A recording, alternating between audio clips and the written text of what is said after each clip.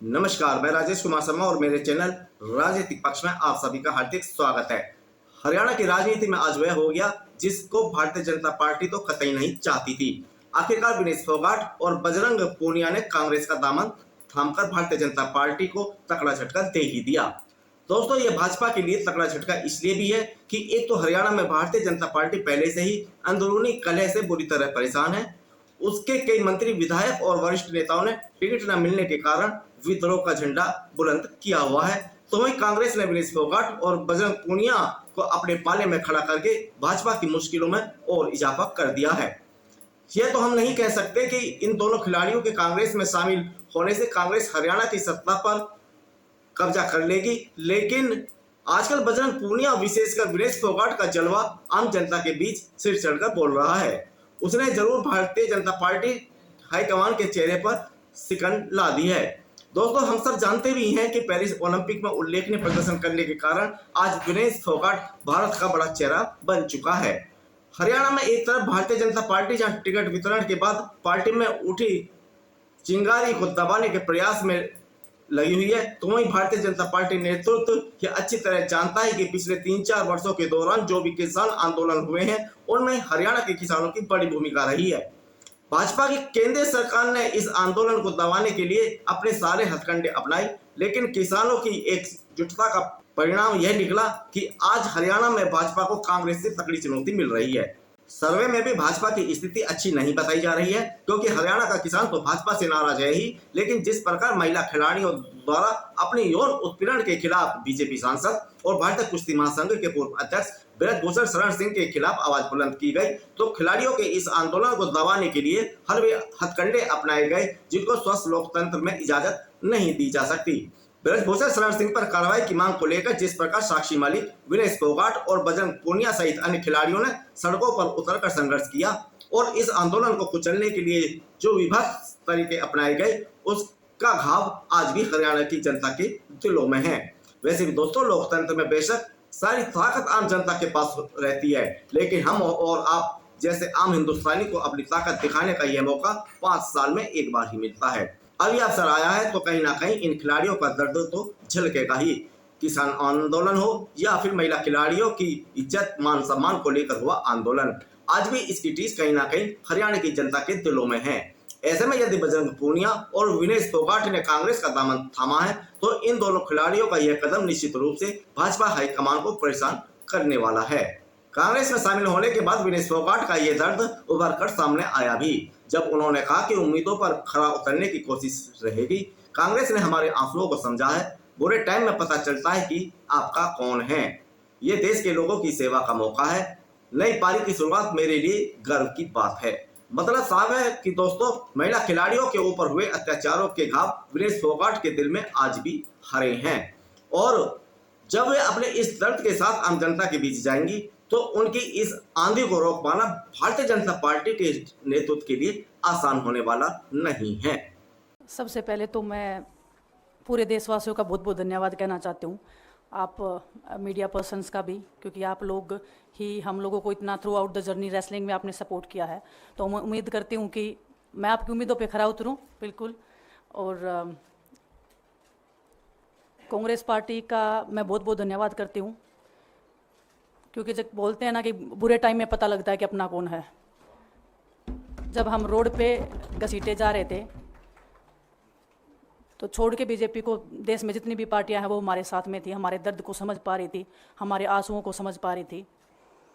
मैं बहुत proud feel कर रही हूँ कि मैं एक ऐसी पार्टी में, एक ऐसी विचारधारा में हूँ जो महिलाओं के साथ हो रहा अन्याय और उनके साथ बुरे बर्ताव के खिलाफ खड़ी है। वो लड़ाई लड़ने के तैयार है, सड़क से लेकर संसद तक।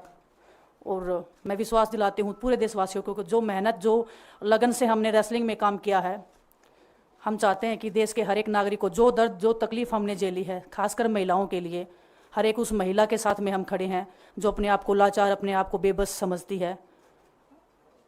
रेसलिंग में मैंने पूरा कोशिश किया कि मैं जितनी भी महिलाओं को, छोटी बच्चियों को इंस्पायर कर सकती हूँ। मैं चाहती तो मैं जंतर मंतर पे रेसलिंग छोड़ सकती थी, और सभी लोग भी मान रहे थे, पूरा देश इस चीज़ पर विश्वास कर रहा था, क्योंकि बीजेपी आईटी सेल ने उस चीज़ को साबित करने की कोशिश की थी कि हम चले हुए कारतूस हैं, हम ख़त्म हो गए हैं, हम पॉलिटिक्स कर रहे हैं। उन्होंने बोला मैं नेशनल नहीं खेलना चाहती, मैंने नेशनल चैंपियनशिप खेला। उन्होंने बोला ये ट्रायल्स दे के नहीं जाना चाहते, मैंने ट्रायल्स भी दिया। उन्होंने बोला कि ओलंपिक्स लेवल तक नहीं जाना चाहते, मैं ओलंपिक्स में गई, मैं फाइनल्स में गई। अनफॉर्चुनेटली परमात्मा को कोई और चीज़ मंजूर होगी। एक चीज़ मुझे पता है कि जब मेहनत आप करते हो तो ज़रूरी नहीं कि आपको उसी दिशा में मिले, कई बार दूसरी चीज़ों में भी आपको वो फल मिल जाता है। और परमात्मा ने मुझे मेरे देश के लोगों की सेवा करने का जो मौका दिया है, वो मैं मानती हूँ कि उससे बड़ा पुण्य का काम कोई नहीं हो सकता है। मेरे लिए बहुत प्राउड की बात है। बहुत एक मैं नई पारी की शुरुआत कर रही हूँ आज से। मैं चाहती हूँ कि जो हमने फेस किया एज ए खिलाड़ी होने के नाते, उन सब खिलाड़ियों को वो चीज़ ना फेस करनी पड़े। हम उनकी लड़ाई में साथ हैं। शायद उनको आज हिम्मत मिले कि जो पार्टियां पावर में रहती हैं शायद वो साथ में नहीं खड़ी हों, लेकिन उनके बहन भाई हैं जो उनके साथ में खड़े हैं। और हमें पता है स्पोर्ट्स में कितना गलत होता आया है, नहीं बोल पाते हैं खिलाड़ी। आप हमसे देख लो, बजरंग के ऊपर डोप का बैन लगा दिया 4 साल का, सिर्फ किसी लिए कि सिर्फ उन्होंने आवाज़ उठाई थी हमारे साथ बैठ के। तो उसका भुगतान हम कर रहे हैं, आज तक कर रहे हैं, लेकिन हम डरेंगे नहीं, पीछे नहीं हटेंगे। जो लड़ाई थी वो जारी है, ख़त्म नहीं हुई है। कोर्ट में हमारा केस चल रहा है, वो लड़ाई भी हम जीतेंगे, ज़िंदगी की जंग भी हम जीतेंगे। खेल में जैसे हमने कभी हार नहीं मानी है, तो हम इस नए प्लेटफॉर्म पे जो आ रहे हैं, देश की सेवा का भाव, और सिर्फ बोलने तक सीमित नहीं रहेगा। ये हम दिल से हमने खेल किया है और दिल से हम ये काम करेंगे, जी जान से मेहनत करेंगे, अपने लोगों के बीच में रहेंगे। जो भी हम अपने लोगों का भला कर सकते हैं, चाहे कितना ही % हमारे हाथ में होगा, वो हम करने की कोशिश करेंगे। और मैं अपनी बहनों को बताना चाहती हूँ कि आपकी बहन आपके साथ में है। किसी भी मुसीबत में, किसी भी पल, किसी भी क्षण आप ऐसे मत समझना कोई भी आपके साथ में नहीं है। जब कोई नहीं खड़ा होगा तो मैं आपके साथ में ज़रूर खड़ी रहूँगी, कांग्रेस पार्टी आपके साथ में ज़रूर खड़ी रहेगी। ये हमने फील किया था और मैं वादे से कह सकती हूँ, दावे से कह सकती हूँ कि बिल्कुल आपके साथ भी खड़े रहेंगे। बहुत बहुत धन्यवाद आप सबका। सभी को नमस्कार। और मैं धन्यवाद दूंगा केसी जी का, हरियाणा के प्रभारी हमारे दीपक बावरिया जी का, अध्यक्ष हमारे उदयबान जी का, पवन खेड़ा जी का और विनीत पुनिया जी का, और जितने भी कांग्रेस के हमारे लीडर हैं उन सब का, कि हमें विनेश ने बताया कि बुरे समय में हमारे साथ खड़े हुए। जो आज बीजेपी की IT सेल बोल रही है कि इनका मकसद तो सिर्फ राजनीति करना था, हमने तो उनको लेटर भेजा था, वो जब भी नहीं आए। हमने तो बीजेपी के जो सांसद थी, जितनी भी महिला सांसद थी, उनके घर पे लेटर दिया था, वो फिर भी उन बच्चियों के साथ नहीं खड़े हो पाए। कांग्रेस पार्टी तो बिना कुछ हमने इनको बताया ये वहाँ पे हमारे साथ खड़े हुए। तो देश की बेटियों की जो आवाज़ उठाई उसका भुगतान हम कर रहे हैं। लेकिन ये चीज़ हमें पता लगी कि जो अत्याचार बेटियों पे हुआ जंतर मंतर पे, उसके साथ सिर्फ बीजेपी पार्टी खड़ी हुई और सभी पार्टियां हमारे साथ खड़ी थी। और जो भी आज हम इस पे कांग्रेस पार्टी में आए हैं, मैं धन्यवाद देता हूं सभी का। हम अपनी पूरी मेहनत, जितनी हमने कुश्ती में मेहनत की है, जितनी हमें किसान आंदोलन में मेहनत करी है, जितना अग्निपथ योजना के टाइम पे मेहनत करी है और बेटियों के आंदोलन में मेहनत करी है, ऐसे ही मेहनत करेंगे और कांग्रेस पार्टी को भी मजबूत करेंगे और देश को भी मजबूत करेंगे। और ग्राउंड पे रह के काम करेंगे। जैसे रेसलिंग में बचपन से 7-8 साल की उम्र में लगे थे, जब यह पता नहीं था कि हम ओलंपिक मेडल जीतेंगे, लेकिन धीरे धीरे आगे बढ़ते गए, मेहनत करते गए और वो मुकाम हमें मिला, क्योंकि ओलंपिक से बड़ा कोई भी प्लेटफॉर्म नहीं होता। और जिस दिन विनेश फाइनल में गई, उस दिन पूरा देश जोश में था, पूरा जश्न हुआ।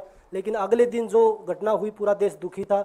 लेकिन कुछ IT सेल थी जो पूरा देश में जश्न मना रही थी। तो ये देश के लिए बड़े दुख की बात है। और पूरे देश को सोचना चाहिए कि आप किन लोगों को सपोर्ट कर रहे हैं।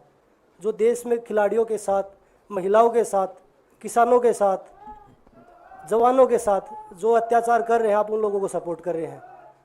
तो मैं यही बोलूँगा कि हम मिलके मजबूती से लड़ेंगे और जो संघर्ष की लड़ाई उसमें हम हमेशा कांग्रेस के साथ खड़े रहेंगे।